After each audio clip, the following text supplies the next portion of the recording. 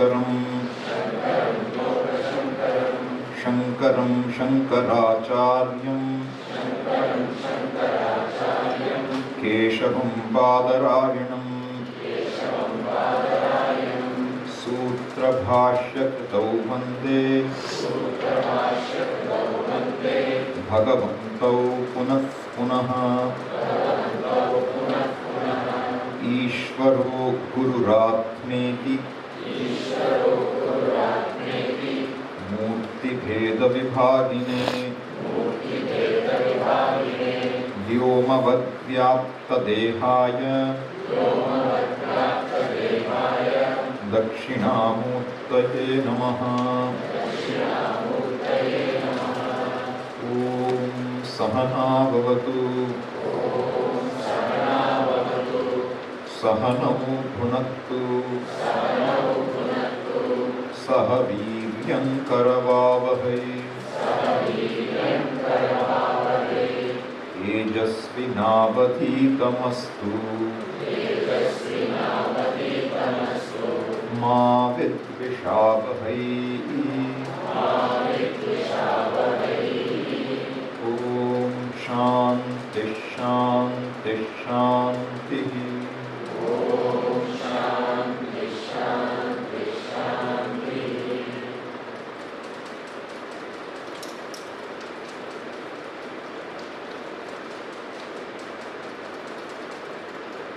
Begin always with a prayer. We begin the day with a prayer. We try to punctuate our day with prayers. Because there are too many unknowns, too many unknown variables which can come between the cup and the lips. So its importance we brought out with Upanishad itself. Every Upanishad begins with what is called as a Shanti mantra. What does Shanti mean to you? Peace. Do you lack peace? And why say peace 3 times? Om Shanti, Shanti, Shanti. How will we translate it? Peace, peace, peace. What will it give you? The obstacles to our pursuit, any pursuit, can be threefold. It can be centered on one's body, mind, senses. It could be centered on the environment around us, over which we have some say. Or it could be centered on something which we have absolutely no say to, at least not at the moment. This is called Adhyatmika, Adi Bhautika, and Adi Daivika Tapa. Tapa means what?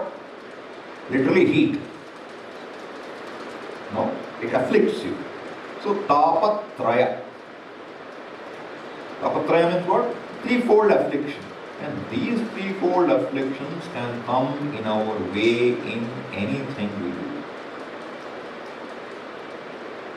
While we are here to study what? Upanishad. What is the basic, what is an Upanishad really? An Upanishad is that which tells you the truth of yourself, the truth of the world. And if there is a maker of the world, the truth of that maker, they are not 3 different things. All there is here is only one reality. And that reality, I am. That's what we need to understand. Swami said, why should we start with a prayer when there is no other fellow? Some people think that when you come to Vedanta, it's a very good escape from having to do any prayer. I don't like all these temples. I don't like to go. These religious things I don't like. Rituals. Why do they waste so much of time and money on rituals? If you look at it that way, you lose something. Because what is first and most foremost is, first we have to understand there is something beyond human effort that makes a difference. There is something in the world which makes the world the way it is. There is an order in the world. You see this? Somebody has kept this nice bunch here. Can anybody make this? You see how well they're organized, how well they're packed. You see a leaf, you see a tree. In the tree you find so many leaves, but every leaf can get sunlight. Otherwise it's useless. It has to get sunlight. The branches have to spread in a way that every leaf will get sunlight. Even a coconut, each, in that leaf, the one strand will get sunlight at some point in the day. Who designed it that way? There were studies, I think in Stanford, to say, how do you construct buildings so that they're stable? And what was the basis for a study? The research? The study when a tree stands, even if it grows for 2 centuries or 3, it stands. How does it manage its stability? So this is the basis for the study, because you have something to learn. Suppose you want to make, we have all this solar energy being harnessed now. So if you want to harness solar energy, how should your solar cells be placed? So that they get sun. And the sun is not in the same direction all the time. So I think, if you could make a solar tree, with the intelligence of putting out its solar leaves in the right direction, you would gain so much energy. And you have to only learn from what's already there. So there is so much that happens which I didn't create, you didn't create, nobody did. It's happening. We take it for granted. But the fact is, nothing can be there without a cause. Nothing can be there without a cause. And that cause will have another cause. And that cause will have another cause. If everything has a cause, then what will happen? You cannot have the universe. Because the causal chain never will come to an end. It will keep going on and on and on. So there must be a point where there is no cause. And that causeless cause is what we call Ishvara.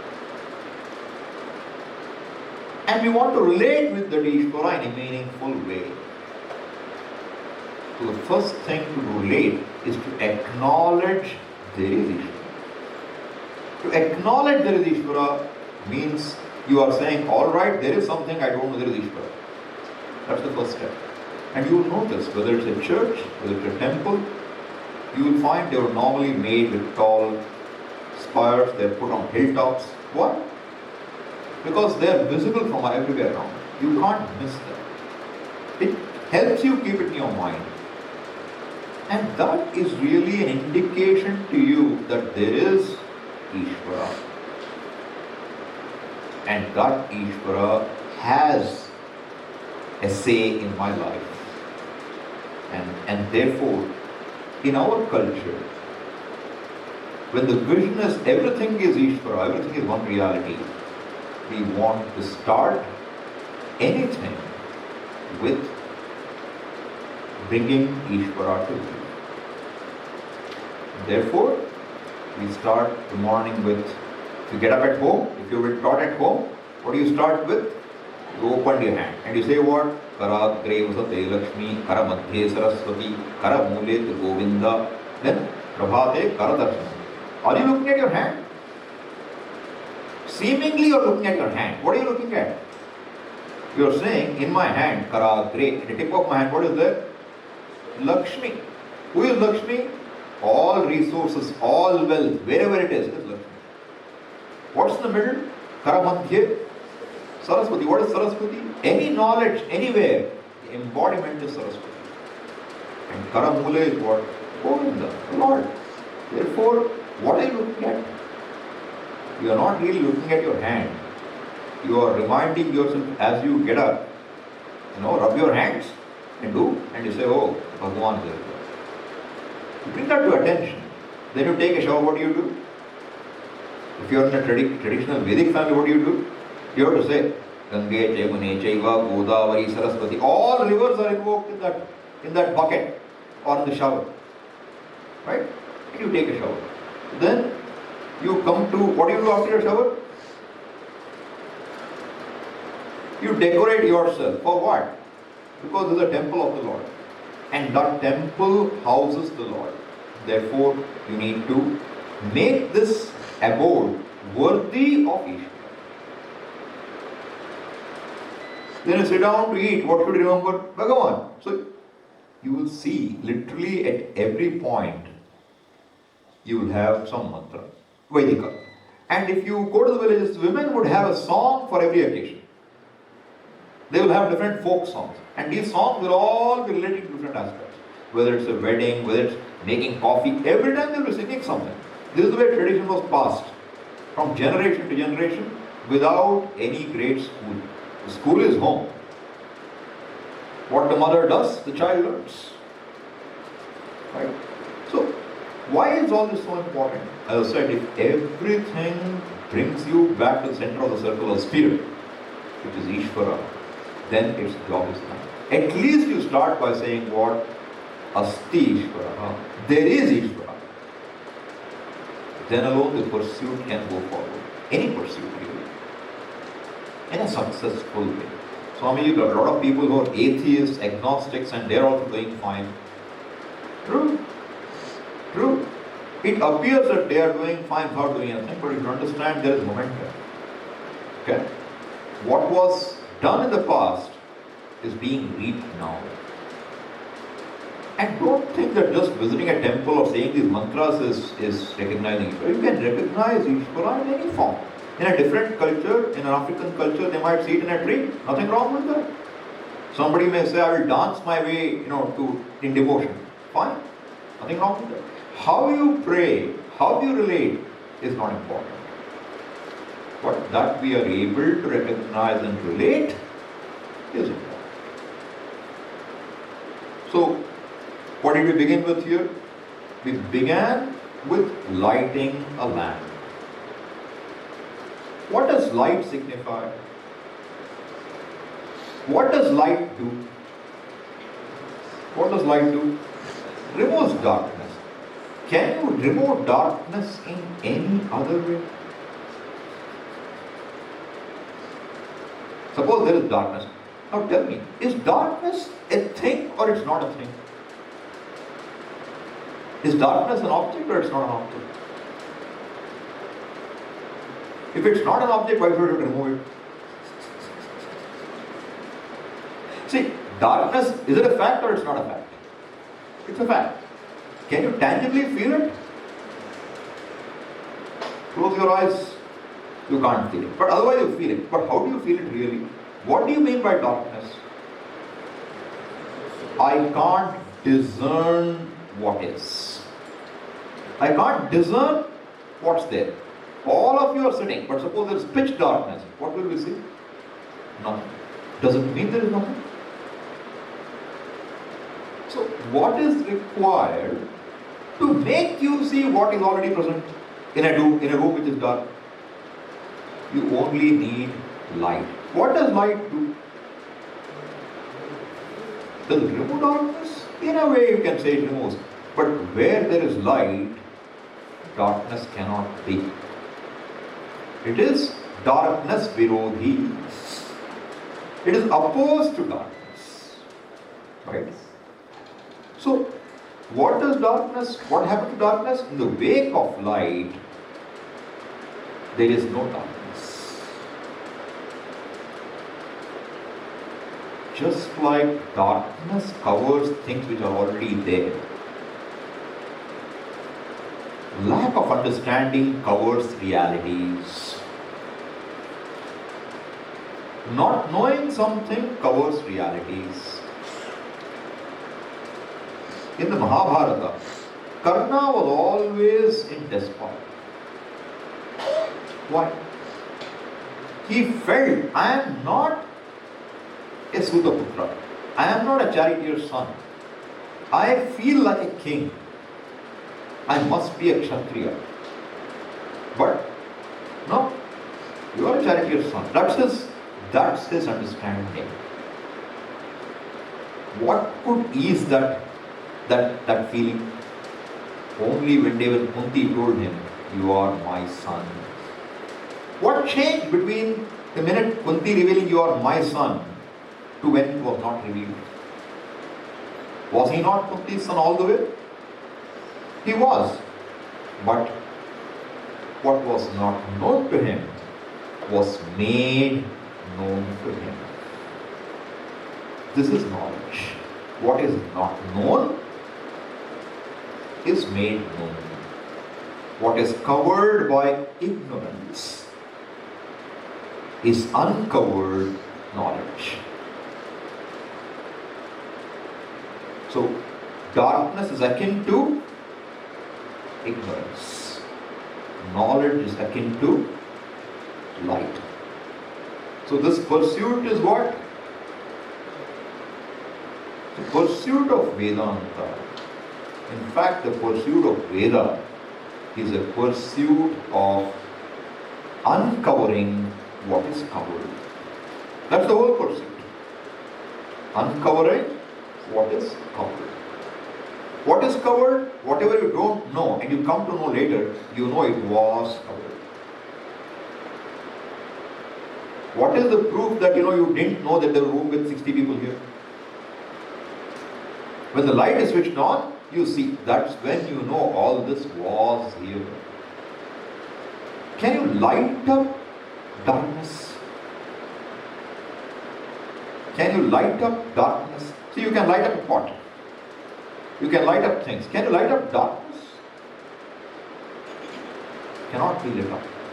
Can you light up ignorance? You can't. There's another trip people have, Swamiji, I want to know Maya. I want to see avidya.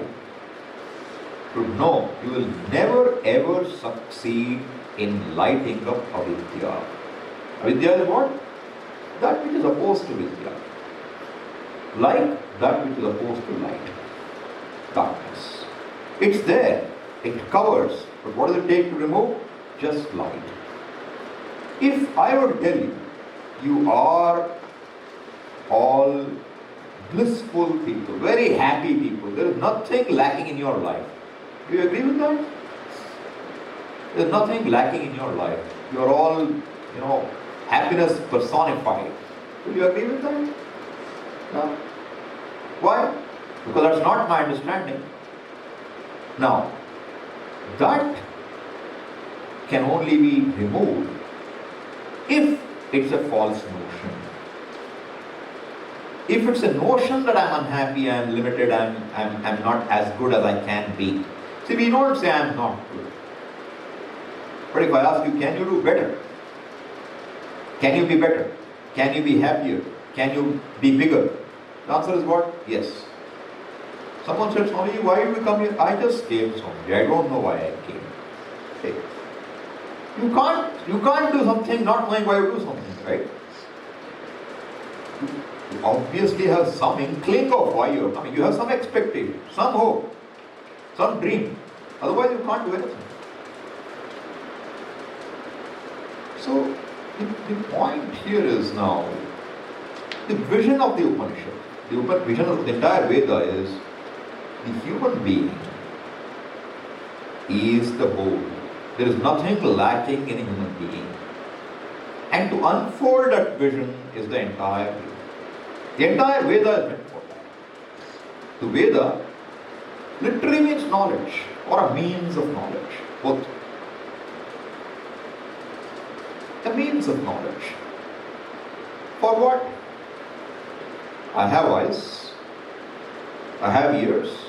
I have sense of touch. I have 5 means of knowledge by which I know the whole world. Why do I need Veda? It is that. It is going to tell me those means which are not discernible through my senses. Okay? So Veda is a means of knowledge to tell me about that which I cannot know with any other means of knowledge. This is how Vedas should be looked at. It's called a pramanam. And in pramana, there's an attitude. Pramana means the means of knowledge. What's the attitude towards the means of knowledge? You trust it. You have to trust the means of knowledge. Like what? Like you trust your eyes to see a color. So, what is the color of this? Red. Correct? Red. Okay, let's change it. Blue. Green and red. No, what will you say? Green. Why only green? Why only green? Come on, your eyes don't work. I am telling you it is red. Will you agree? No, why not? Because you will not trust anything but your eyes when it comes to color. You will not. So, how much is your trust in your eyes? Even if you believe that it is red, when you open your eyes, you cannot say it is red. You have to say it is green. Now, Swamiji, I will tell you something. I want to prove this is green. Please touch it. Feel the greenness. Can you feel it? By touching it? Green. Or you lick it and see if it's green. Can you find out if it's green or not?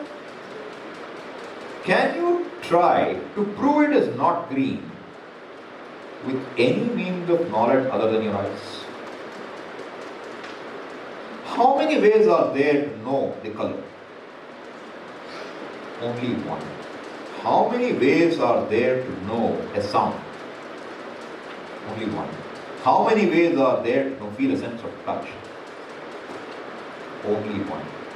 This is something which is true of every means of knowledge.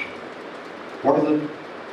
A given means of knowledge has a certain scope, a certain sphere where it operates, and no other means of knowledge has access to that sphere. Is this clear? A given means of knowledge alone can access a particular sphere. Therefore, if there is anything which I tell you which is not available to your five means of knowledge, what are the five? The five senses, okay? Your whole world is what you see through five senses. So if these five cannot discern something, right, and somehow that knowledge is given to you, can you disprove it? Can you disprove that this is green with anything else? Once it is green, can you disprove it at all? You cannot. So your eyes can say, but I have a different way of looking. I have sixth sense. Sixth sense won't work here. Right? Is there a sixth sense? If you come to Vedanta, you can keep sixth sense on the side, okay? It may be there, but it is not a proven way of gaining any knowledge. Intuition. Call it intuition. But the whole point is, if you understand, why I'm stressing this is, if you understand what it means to say a means of knowledge, that you cannot argue with a means of knowledge using a second means of knowledge. Does it exist? That choice doesn't exist. So, now,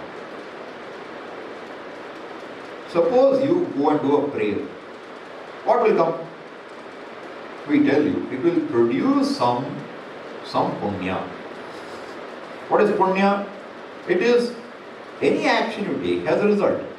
The result can be seen and can also be unseen. And the unseen results of an action are called adrishtam. Adrishta is what? Drishta means what is seen. Not seen is what? Adrishta. Unseen. Seen Drishta. Unseen, adrishta.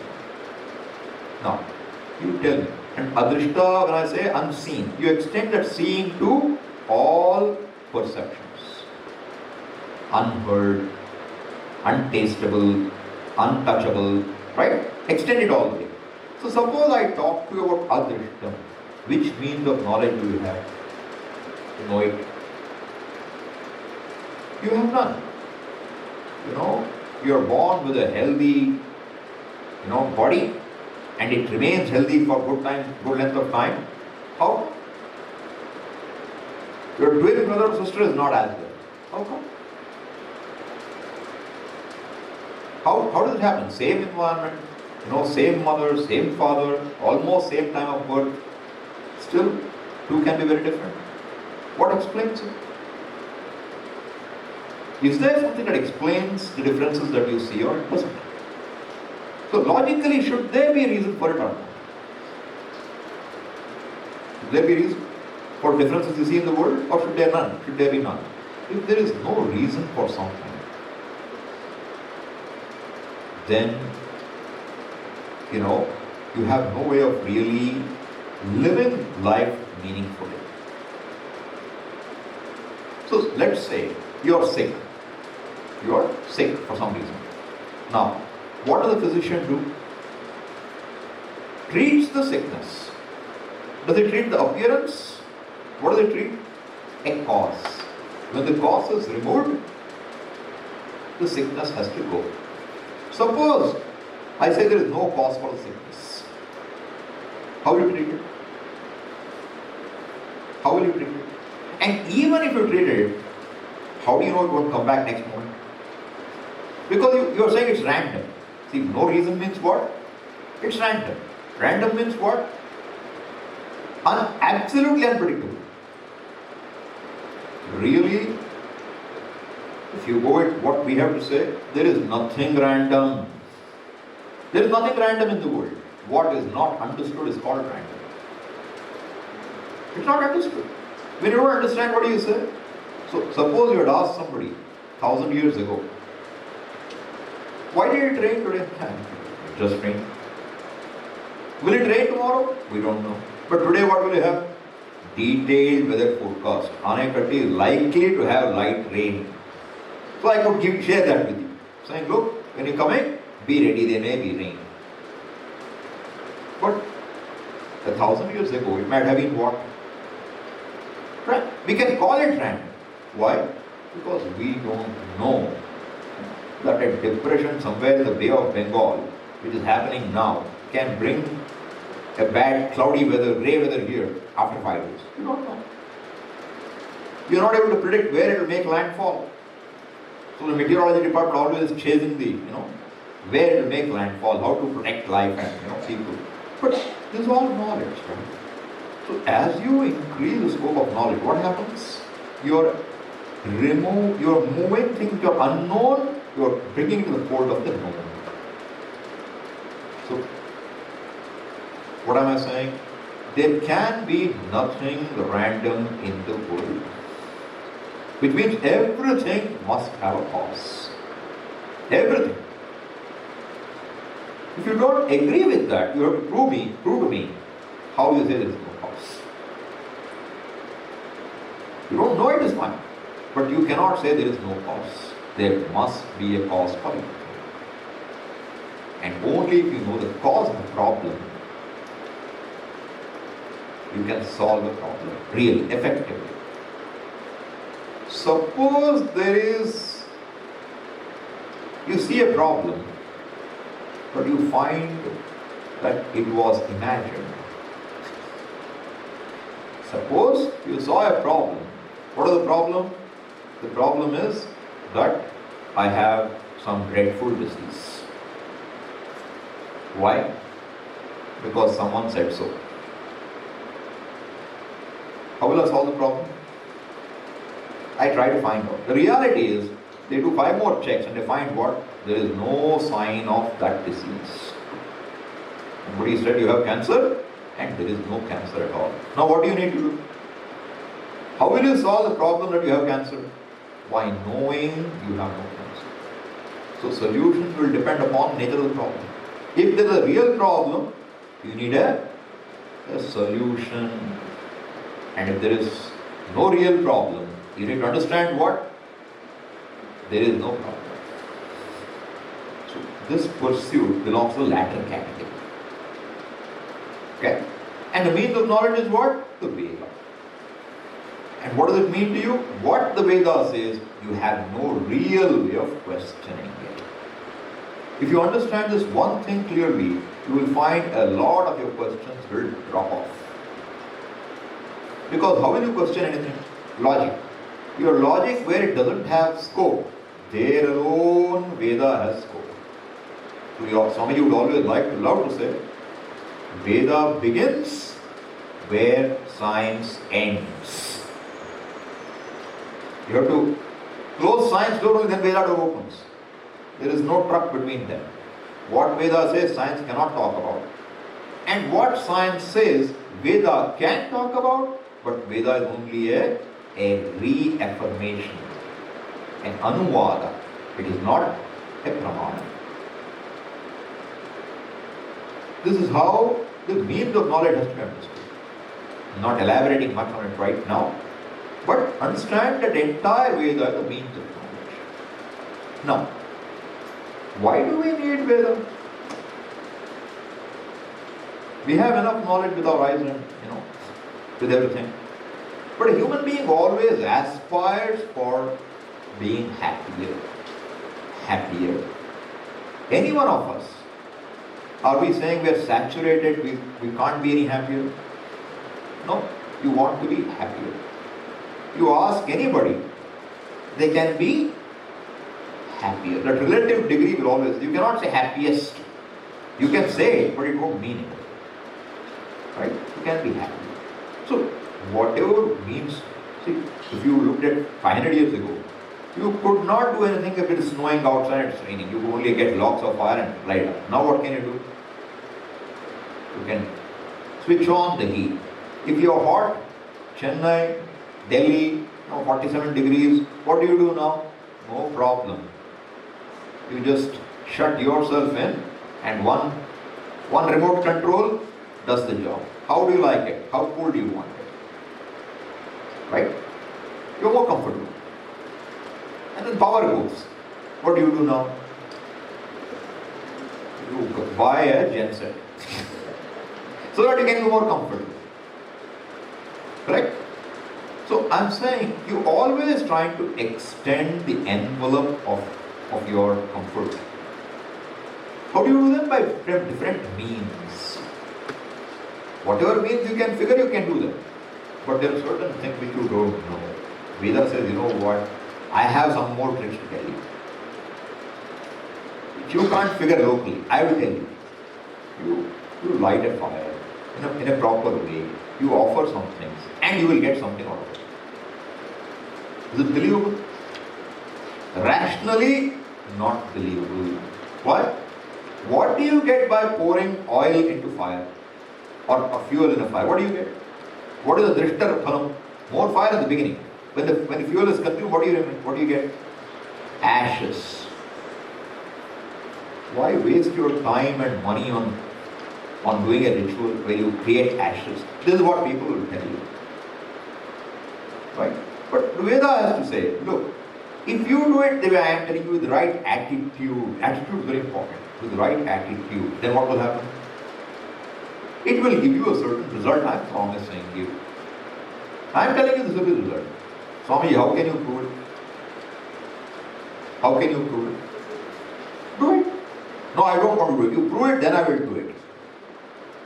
You prove it first, then I will do it. Therefore, what is it? You have eye surgery. Okay? Both your eyes have been operated upon. And now I tell you, open your eyes. All done. It's all healed. Open your eyes. And what does the patient say? No. First prove to me, my eyes will see. Then only I will open the eyes. Can you make the fellow open his eyes? You have to prove to the fellow that his eyes will see before he opens his eyes. Can you prove or no? What method will you use to prove the eyes can see? Do you have any method? What method do you have? There is only one method. Open your eyes. I don't want to be disappointed. If it doesn't say, I'll be disappointed. Whether you're appointed or disappointed, you have only one way to prove your eyes will see. What is it? Open your eyes. You have a choice. No, I will ask my friend whether my eyes see. Will it work? Won't work. Won't work. I will wait for 10 days, then I will know. Will you know? I will ask all the people to prove me. Will it work? What will work? What will work? You have to open your eyes. Do you have a choice? To prove that your eyes work, do you have a choice? No choice. Any means of knowledge cannot be and need not be proved by a second means of knowledge. A means of knowledge is a proof of itself. You don't need a secondary proof. So if Veda says by doing this you will get a result, can I prove to you? There's only one way. What? Do it. I don't want to do it. That's your choice. That is called free will. You can do it. You need not do it. You can do it without Shraddha. You can do it without any faith in it. Then what will happen? You won't get anything. Or you will get as much as in keeping with your Shraddha. Shraddha is a belief pending verification. The word Shraddha means a belief pending verification. It's not blind belief. It's a reasonable belief. Swamiji, Veda is not reasonable. That you are unreasonable. If you say Veda is not reasonable, I will say you are unreasonable. Veda is only saying here some means and ends. If you are interested, go for them. If you are not interested, drop it. No, I'm interested, but I have to prove it to me. Do it. This is if something has to be produced, something has to happen in time. And even if it happens, what will somebody say? You read Ramayana. How was Rama born? How was Rama born? Dasharatha was not having progeny. What did he do? He organized a big ritual called Putra Kameshti. Ishti means a yajna. Putra Kama means one with desire for progeny. A ritual done desiring progeny. So you should understand, at that time whatever technology was available was used, but they could not have a child. Then they went to an unknown means for a known end. What's the known end? A progeny. What's the unknown means? Putra Kameshti. Now Dasharatha did that. And what happened then? He gave some prasadam to his queens and then all four of them conceived. Now somebody can say, Swamiji, it just happened randomly. They did get it because of Putra Kameshti. How can you prove it? Can you prove it? You cannot prove it. This is an attitude of saying, I believe, because I have no reason to disbelieve. If you ask me for a reason to believe, I can give you some, but never is enough. What I will ask you is, give me a reason for disbelief. Then we will look into it. If you have a reason to disbelieve, I have a reason to believe. We are equal. There is no problem. Right? So this is called Shraddha. So when do you need Shraddha? You need Shraddha when something is told, but you cannot verify it here and now. Right? You don't need Shraddha if I say this is green. You don't need Shraddha. But if I tell you, if you cut this, it's deep red inside. You cut this, it is deep red inside. Is it true or not now? You don't know. Pending investigation, you can say what? May be so. You did not say it is so. It may be so. And if you cut it and find it is green, it's red, I get a tick mark. Otherwise, Swami just says whatever he feels like saying. Right? That's what we call. Same way. The Veda is also what? A means of knowledge. But unfortunately, like I told you, Adrishtam can never be verified by you. Never be verified by you. It's a Shraddha. So when things happen, you say it's all in the tradition, the culture is there. People say, we did so many things, because of Ishvara's blessings, things have happened. Father had a cancer, there was no hope, but we did all these pujas and he recovered. It's Ishvara's grace. How do you know? That's all belief.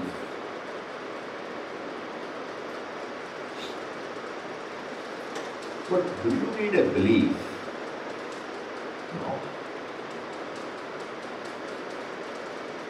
When something is drishta, when it is available for you to know right here and now, you don't need to believe that. So the first part of the Veda is about means and ends that are not known and not knowable by you with your senses. And the last part of the Veda is called the Vedanta, and that is about what? It is about the realities of the world, absolute reality. This world which I see, is it seen by me? It is the reality of this world. It is not something which is a matter of belief. It's a matter to be known. Therefore, when it comes to Vedanta, it is going to say what? You happen to be non-separate, non-distinct from the cause of the entire Jagat, which is Brahman. And this is not a belief. What is it? It is knowledge. Because it is talking of you here and now. It's not saying you will become. No. It is not like, when you die, you will go to heaven and have lunch with Father in heaven. No, that's not what we are saying. What are we saying? You are what you want to be. You are Jagat Karanam here and now. This is not a question, this is not a matter to be believed. It's a matter to be recognized. But where we start from, can I believe this? I can't. Because how can I be the cause of Jagat? Therefore, it starts with what? A belief.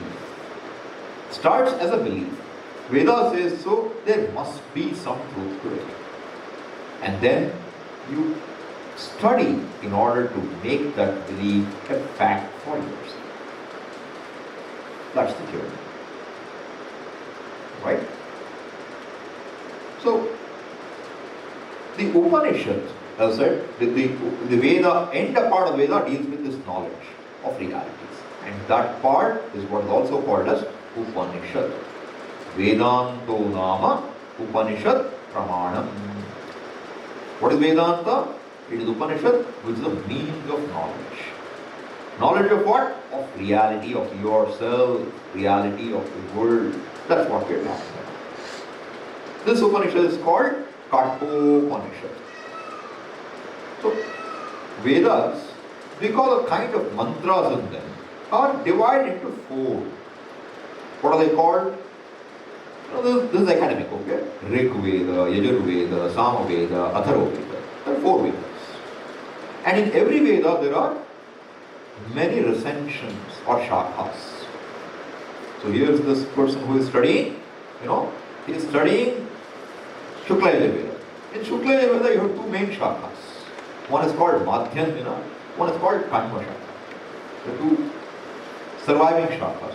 Samaveda had 1,000 plus shakhas in this country. What is a shakha? One recension, one variation, one reading. Managed, carried forward from generation to generation by one family, typically, or a few families. And they are passed on with full fidelity through a oral tradition. Right? So, among the Vedas, in the Krishna Yajurveda, there are two known shakhas today. One is called Taittariya Shakha and one is called Katha Shakha. These are names, okay? Nothing more significant to it. Katha. And since this Upanishad is in the Katha Shakha of the Krishna Yajurveda, it is called Kathopanishad or Kathopanishad.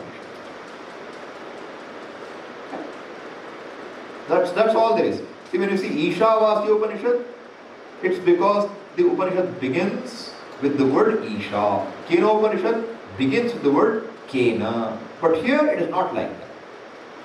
Here the Upanishad is named after the Shakha in which the Upanishad is. So every Veda Shakha will have an Upanishad. And any Upanishad is enough as a means to make the world. So it's not that, you have to listen to Katha, then Kena, then Isha, then Pradharnyaka, then, Chandogya, only then you will know. These are not all prerequisites, okay? There's only one thing, you have to know. If you know, it's done. So this Upanishad happens to be Katha Shakha. It is called Katha Upanishad or Katho Upanishad. Okay? Not Katho Upanishad, it is Katho Upanishad. Right? So this, the setting for it. See, all the Upanishads, they're wonderful in some ways. They present the teaching as a dialogue. It's a dialogue.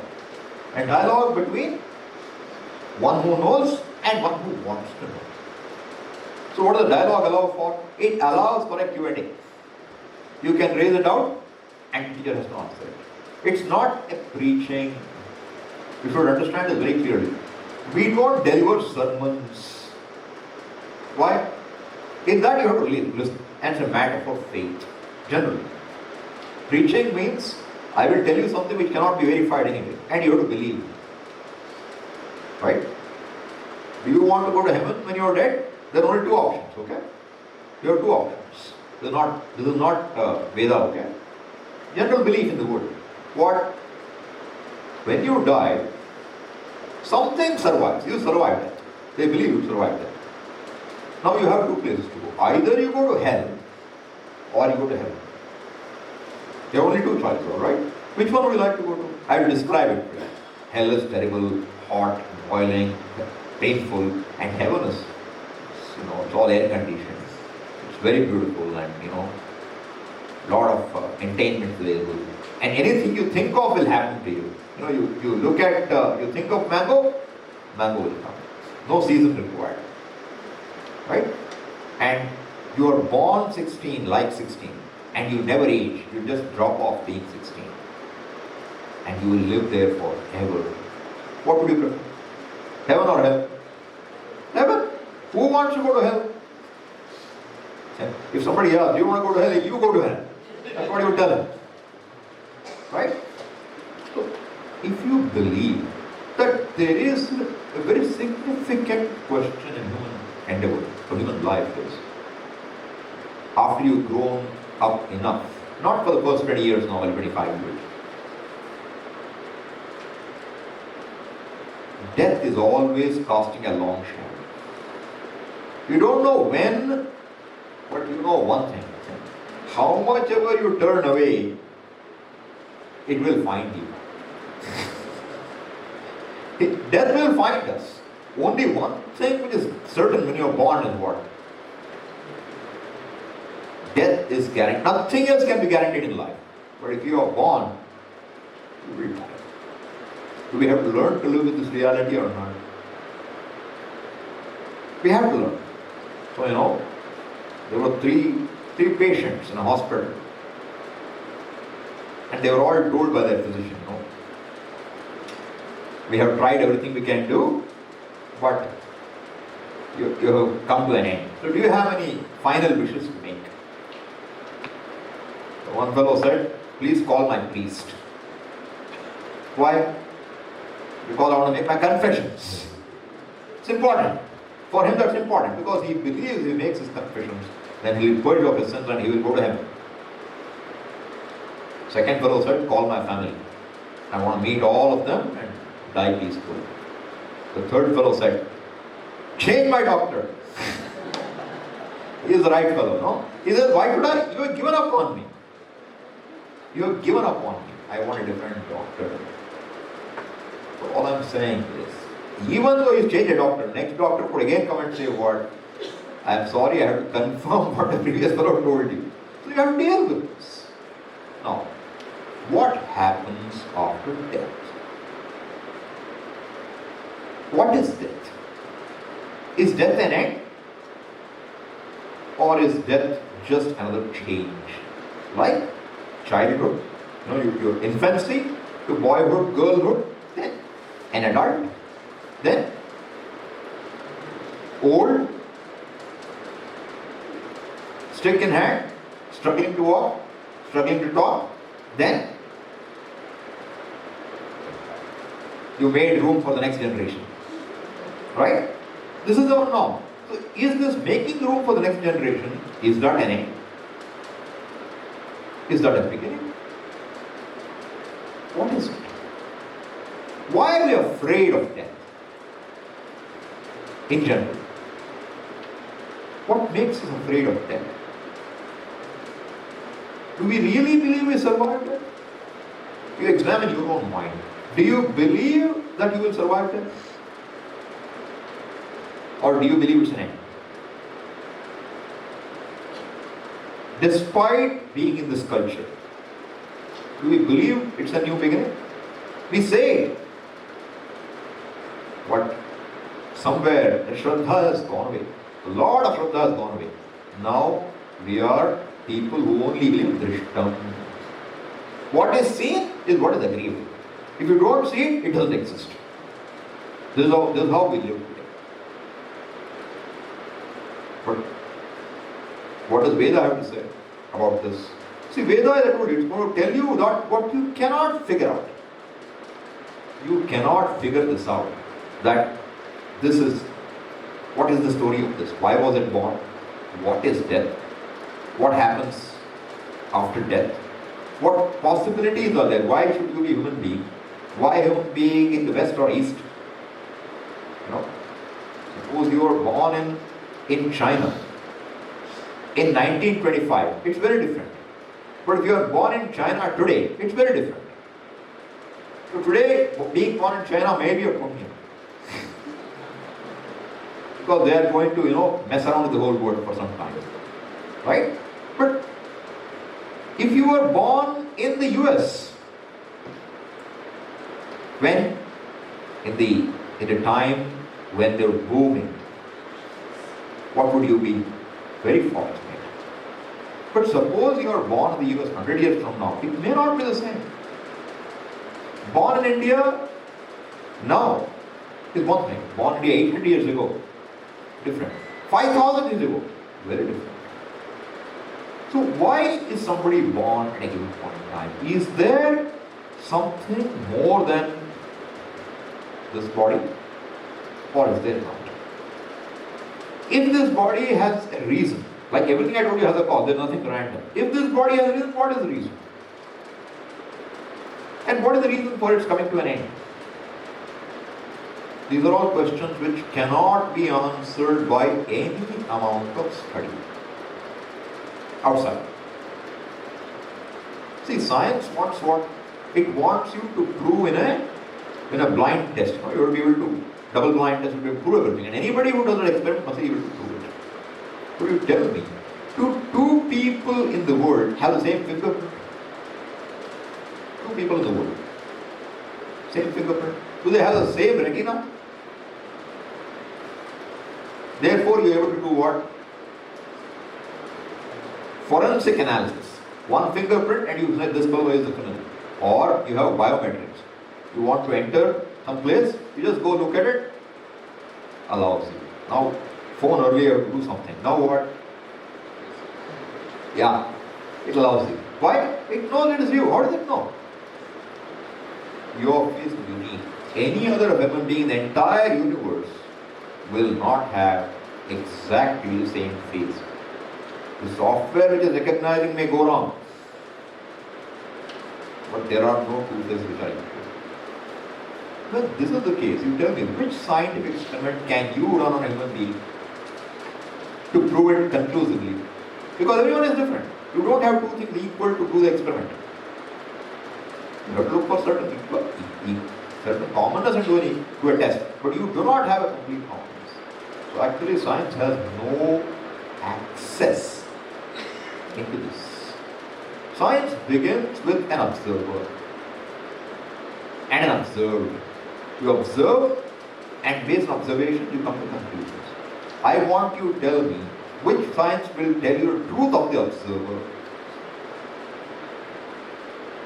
Therefore, Veda is the means of knowledge which comes to fore to help me live life happily and to recognize that in truth, I am fulfilled as I am. Nothing that I need to do to feel happy or feel better.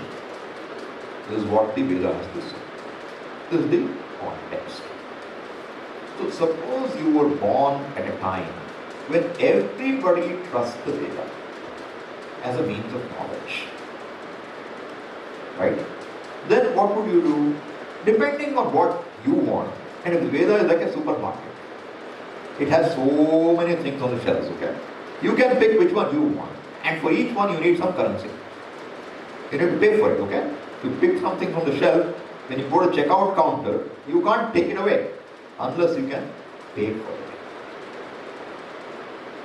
So, you need to have the currency to pay for what you want. And that currency is Punya Papa currency.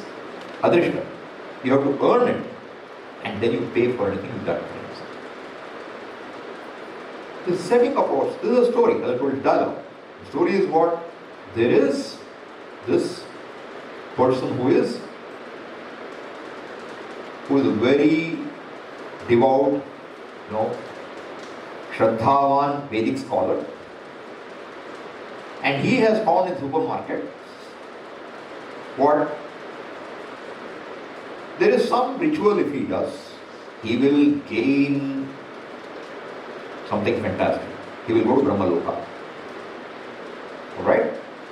Brahmaloka means what? I told you, go to heaven where you are always 16 years old, everything is fine, no death, etc. Everything is wonderful. And for that, the requirement, currency is, you have to do a ritual, which is called Vishwajit. Vishwajit means that by which you win the world. The whole world is won over by you, literally. And in that ritual, the requirement is, you have to be well endowed, wealthy, and you should give away every penny you have, every paisa you have, you have to give away. You have to give away. You can't hold on to anything. What will be the result of giving away? Why are you giving away? Because when you give away, this is given currency here, okay? Adrishta currency will generate. You can't see it, but it will generate. And it will generate enough Adrishta currency to send you to Brahmaloka, to heaven. When this body pops off, you will not be born another miserable fellow. You will go straight to Brahmaloka. This man is aware of it. And whatever prerequisite it takes for him to do this, he has it. He decides what, I am going to do this Vishwajit Yajna. Okay? And he has a son by name Nachiketa. Nachiketas. Nachiketas. He has a son by name Nachiketas. Very young boy. And you should imagine now, father is involved in doing this ritual, fire ritual, huge ritual, at the end of which everything he possesses had to be given away. Why does father do ritual? Because he wants a better life, better afterlife. Right? That's the first verse with the Kathopanishad opens. But before that, what do? We make a prayer to teacher in the Upanishad. So I will say it, you say after me. Namo Bhagavate Vaivasvataya Vrityave Brahma Vidyacharyaya Nachiketasecha. We begin with the prayer to who? Yamaraja. Not as a fellow who got big mustache and comes with a club to get you. Not that. As Acharya. Brahma Vidya Acharya. One who is going to teach you that by which you are no longer under the sway of Yamaraja. For those who don't know, Yama stands for Lord of Death. So when you say Yama means time has come to go. So that person is what? A teacher. Yamaraja is a teacher. Vaivasvataya Mrityave Brahma with Vidya Acharya. So he is not just an ordinary teacher. He is going to teach you that by gaining which knowledge you recognize there is only one truth which you are. And we also salute, this is written by Shankaracharya in his commentary, the student, Nachiketas. Why do you salute the student? But for that brilliant student, we would not have this learning. So dialogue is only possible because of a brilliant teacher and an equally brilliant student. Alright? So it opens with what? In the first, we have finished the first section. But I will just remind you of that. What is the first mantra now? Ushan Havai. Let's begin with that. Right? So let's chant that first mantra, alright? One second. So you can use your book, the printed book you have. First part, first chapter. It will be page 3, right in the beginning. It will be difficult to find.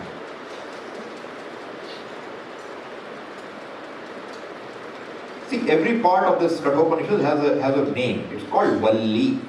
Just means a unit, a division of the chapter. Okay, that's all. First Valli. So you chant after me. Om Ushan Havai Vajashravasah Sarvaveda Samdadau Tasyaha Nachiketa Nama Putra Asa. So, Dadau, he gave. Dadau is little akara, past tense, third person singular. He gave away. He gave away. What did he give away? Sarva Vedasam. All wealth he has, anything which is worth possessing, is given there. Sarva Vedasam Dadau. Who is this? Vajashravasa. Vajashravasa is his name. Could just be a name. Or it could be the son or a descendant of somebody who is called Vajashravas. Vajashravas means the one who is famous for giving a lot of food away. Vajam Annam. The one who is famous for doing Annadana means one who has done a lot of rituals. This kind of person, his descendant is called Vajashravasa. And this person is doing what? Vishwajit Yajna. And he is giving away all his wealth. Why? Ushan Havai. Ushanha. Ushan means what? Desiring. Everything we do in life is desiring. Desiring this or desiring that or desiring something else. When will you really be happy? If you have a desire, you can't be happy. If you have a real desire, a desire without which you don't feel good enough. Having a desire and being comfortable is like saying, having a pin in my eyes and being comfortable, no, pricking me all the time. Are you going to be happy? No. So, he is desiring, means he is uncomfortable. And what is he doing? He is doing a sacrifice of giving everything away. What makes him give away? Because he is expecting, in return he will get something bigger. It's not different from Adani, okay? You invest. Not because you have money to throw away. You invest. It's called an investment, not an expense. And definitely not charity. It's an investment. Why do you invest? Returns. What is Vajashravas doing? Investment. Brilliant investment. Guaranteed by whom? By the Veda. Not by anybody else. That's the investment. And what's the investment? If I do this, if I give up everything, you literally become a pauper. Right? What will happen? You will gain everything. You will gain everything. With this belief, the Father has begun and is come to the end of the sacrifice. And now what's happening? He is giving away all wealth that he has. And who is the audience for this? One of the audience? His son, Nachiketas. And what does he see? Father is giving away, but the son feels he is giving away things which nobody should like to receive. He is giving away cows which are good for nothing but dung. They will only produce dung. They will be on expense. They will not give anything back in return. This kind of a gift, if you give, the result can only be trouble. When we give somebody, what do you give? You give the best. You don't keep the best for you and give what is unwanted. Giving away unwanted is called garbage disposal. It's not called gift. It's not like the unwanted Christmas gift. What does it mean? Unwanted gift means what? So somebody should give me a gift which I want. Means they should consult me. What do you want? Letter to Santa. You write. I want. You write all this. And there are people who want children to believe Santa Claus comes somewhere and gives a gift. You better deserve it. You earn your gift, it's okay. But I'm saying anyway, here the point is what? The culture is, you give how? You give the best. How much do you give? You give as much as you give. How do you give? You give with humility. Thinking I can only give this much. I wish I could give more. The attitude to giving is that giving is blessing me. Not giving is a problem. Giving means I'm becoming poorer. Oh, it's going away. That's not the way to give. He is giving away. And the son is also steeped in the Vedic tradition. Though he is a very young boy, he understands. And he feels giving away such cows, Father is not going to make it. Can I help my father to avert this catastrophe? That after having given everything away, he will still end up in a not so good situation. He will not earn enough currency. Can I do something so that he gets a value boost? Can I recharge his card? By doing something. How do I do? By offering myself as an offering. So we will, it's already 10:25, I won't hold you for longer. So we will pick up from here and continue the meeting in at 11. Okay? Om Purnamadav Purnamidam Purnat Purnamudachyate Purnasya Purnamadaya Purnamevavashishyate. Om Shanti Shanti Shanti. Hari Om.